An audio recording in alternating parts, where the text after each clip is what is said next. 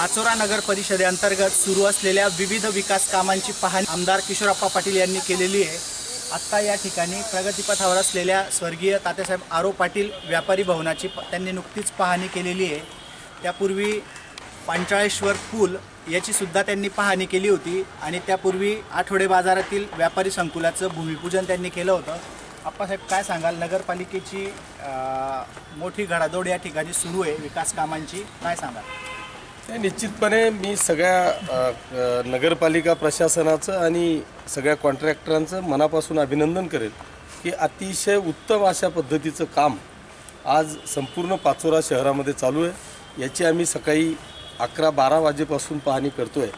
सगळ्या पुलांचे कामं, रिटर्निंग वॉलचं काम, शौचालयाचं काम, व्यापारी भवनाचं काम अत्यंत सुंदर पद्धतीने चालू आहे। एक साधारणतः 6 महिन्यानंतर किंवा वर्षभरानंतर ज्या जागेवर वर्षभरापूर्वी कधी ज्यांनी पाहिलेलं असेल तो जर का 6 महिन्यानंतर त्या स्पॉटवर आला तर तो निश्चितपणे आश्चर्यचकित झाल्याशिवाय राहणार नाही। अशा पद्धतीची कामं आपली त्या ठिकाणी चालू आहेत। अतिशय सुंदर असे कामं चालू आहेत, त्याच्यामुळे मला आनंदच आहे। आणि म्हणून मी आज नेमकी काय स्थिती आहे की आपण करोडो रुपयाची कामं आणली पण त्या कामांची नेमकी काय परिस्थिती आहे हे पाहण्याचा निश्चय केला। आणि आज आम्ही सकाळपासून मग त्या शिव असतील, आपले नगराध्यक्ष असतील, उपनगराध्यक्ष असतील, यांच्या सगळ्यांच्या समवेत आपण त्या कामांची पाहणी केली आणि अतिशय सुंदर पद्धतीची कामं चालू आहेत।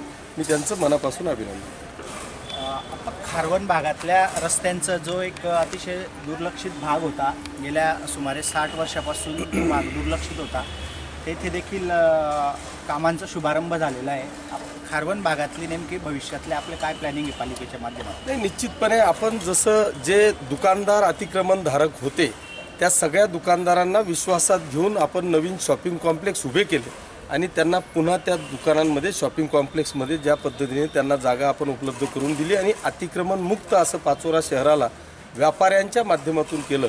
त्याच पद्धतीने अनेक वर्षापासून जे लोक अतिक्रमण करून राहत होते किंवा त्यांना गरज नव्हती अशा लोकांच्यासाठी आपण खारवणची जागा जवळपास 7-8 हेक्टर जागा त्या ठिकाणी आपली आहे आणि त्या जागेवर आपण यांना उघड्यावर न आणता जे काही अतिक्रमणधारक आहेत त्या सगळ्यांना त्या ठिकाणी बसवण्याचा प्रयत्न करतो। एक मोठं गावच त्या ठिकाणी तयार होईल किंवा एक वार्ड आपला तयार होईल अशा पद्धतीची व्यवस्था नगरपालिकेतर्फे आपण त्या ठिकाणी करतो। आतापर्यंत मला वाटतं बऱ्यापैकी रस्ते आपण केले, परंतु हे सगळं करण्यासाठी आपल्याला जिल्हाधिकारी महोदयांकडून त्या जागेचा एकदा शिक्कामोर्तब करून तिथे व्यवस्थितरित्या ओपन स्पेस करता येईल का, जसं आपण शहरामध्ये सगळ्या सुविधा उपलब्ध करून देतो आहे त्याच पद्धतीने त्या ठिकाणी आपल्याला लेआउट तयार करून मग ते पंतप्रधान आवास योजनेतून आपल्याला घरं बांधता येतील का, चांगल्या पद्धतीच्या सगळ्या सुविधा तिथं आपल्याला निर्माण करून देता येतील का, एखादी अंगणवाडी किंवा शाळेची सुद्धा निर्मिती आपल्याला तिथे करता येईल का। कारण सगळा जो काही राहणारा तिथं वर्ग आहे तो सगळा मोलमजुरी करणारा आहे, रस्त्यावर राहणारा तो सगळा वर्ग आहे आणि म्हणून त्यांच्याही मुलाबाळांनी शिकावं याच्याकरता तिथे भविष्यात आपल्याला शाळा देखील उभी करावी लागेल। आप्पासाहेब, आपण या विकासाच्या गोष्टी करत असताना आपण एक महत्त्वाकांक्षी प्रकल्प हाती घेतला होता ओपन स्पेस डेव्हलपमेंटचा। अनेक शहरातले जवळपास मला वाटतं सर्वच ओपन स्पेस आपण या डेव्हलपमेंटमध्ये घेतलेले, मात्र या पावसाळ्यामध्ये असं पाहण्यात आलं की त्या ओपन स्पेसमध्ये पाणी साचलं किंवा गवत वाढलेले, झाडं वाढलेले, त्याच्यामुळे रहिवाशांना त्याचा फायदा होण्याऐवजी त्रास होतो असं आपल्याला मी वाटत आहे का?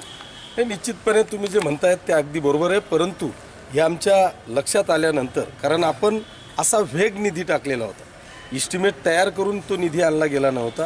मग 10,000 स्क्वेअर फूट जरी ओपन स्पेस असेल तर त्याला तेवढाच निधी आणि 15,000 ओपन स्पेस असेल त्याला तेवढाच निधी, असा आपण डायरेक्ट ठोक असा निधी आणला आणि प्रत्येक ओपन स्पेसला आपण 20-20 लाख रुपयाचा निधी दिला।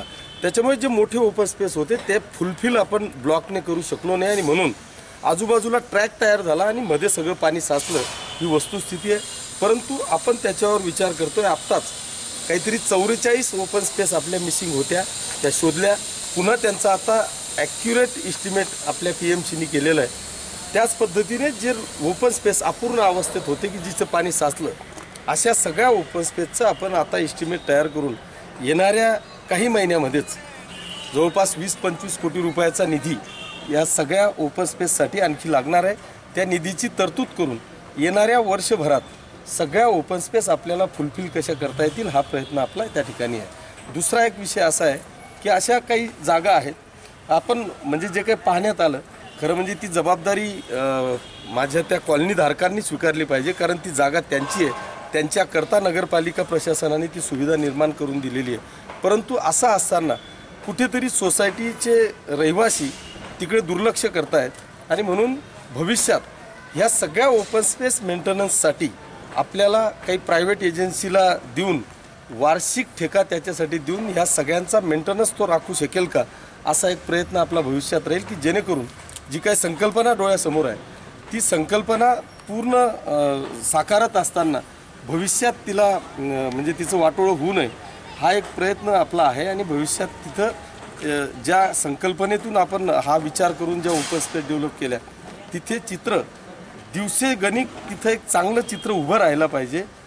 आता आपला भविष्याचा प्लॅनिंग असा आहे की ह्या आता जरी ओपन स्पेस तयार झाल्या तर तिथे भविष्यात आपल्याला तिथल्याच रहिवाशांसाठी ओपन जिम आपल्याला टाकता येतील का की जेणेकरून बाहेर जाऊन रोडावर जाऊन कुठेतरी व्यायाम करण्यापेक्षा त्याच ओपन स्पेसमध्ये आपल्याला ओपन जिम टाकून त्या रहिवाशांची सुविधा आपल्याला निर्माण करता येईल का. असे अनेक विषय डोक्यात आहेत, ते भविष्यात आपण टप्प्याटप्प्याने पूर्ण करणार आहोत. आपण मध्यंतरी पत्रकार परिषद घेऊन स्कायवॉकचा आणि ऑक्सिजन पार्कचा एक विषय केला होता, परंतु त्या कामाची अद्याप सुरुवात झालेली नाही. त्या संदर्भात काय सांगा.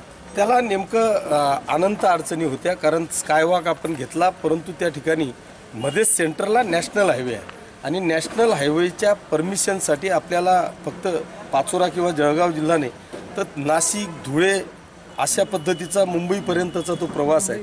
तो सगळा प्रवास आता कंप्लीट झालेला आहे, एनओसी आलेले आहेत, वर्क ऑर्डर पण झालेली आहे.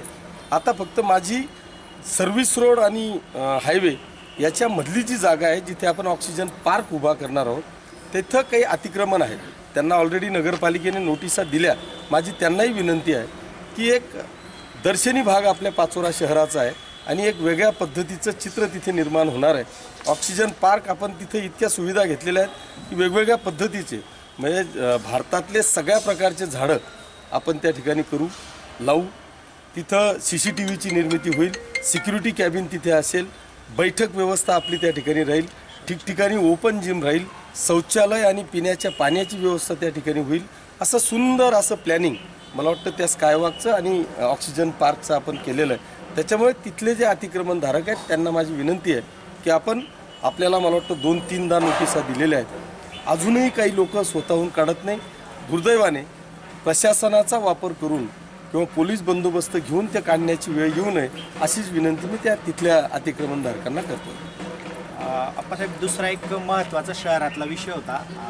जवळपास 3200 प्रॉपर्टी धारक हे अतिक्रमित आहेत आणि त्यांचे घरं नियमानुकूल करण्यासंदर्भामध्ये आपण वेळोवेळी बैठका घेऊन निर्देश दिलेले आहे, मात्र ते कामसुद्धा अजून पुढे सरकताना दिसत नाही. आपला तो आत्ताच आमची परवाच्या दिवशी नगरपालिकेची आणि माझी मिटिंग झाली, आढावा बैठक आपण घेतली. त्या बैठकीमध्ये हा एक विषय महत्त्वाचा होता. त्याच्यामध्ये नगरपालिकेला आपण सूचना दिलेली आहे की जी 40 लाख रुपये मला वाटतं त्याची मोजणी फी TLR कडून मिळालेली आहे, त्याच्यातून टप्प्याटप्प्याने नगरपालिका फंडातून 10 लाख रुपयाची आपण तरतूद करतो आहोत. 10 लाख रुपयाची तरतूद केल्यानंतर आपल्याला TLR कडून मोजणी झाल्याबरोबर एक नवीन आपल्याला त्या प्रत्येकाला मला वाटतं पंतप्रधान आवास योजनेच्या माध्यमातून देता येईल. आणि जो आज इमला मालक आहे तो खऱ्या अर्थाने उद्या त्या जागेचा मालक होणार आहे, घराचा मालक होणार आहे. त्याला बँकेकडून लोन घेण्यासाठी सुद्धा अडचणी निर्माण होणार नाहीत, अशी एक व्यवस्था आपण त्या ठिकाणी निर्माण करणार. धन्यवाद. हे होते आमदार किशोरप्पा पाटील. पाचोरा शहरातील विविध विकास कामांचा आढावा त्यांनी आज घेतलेला आहे आणि पत्रकारांच्या प्रश्नांना या ठिकाणी समर्पक अशी उत्तरं दिलेली आहेत. कॅमेरामन गौतम सोननेसह प्रवीण ब्राह्मणे, PBC मातृभूमीसाठी पाचोरा.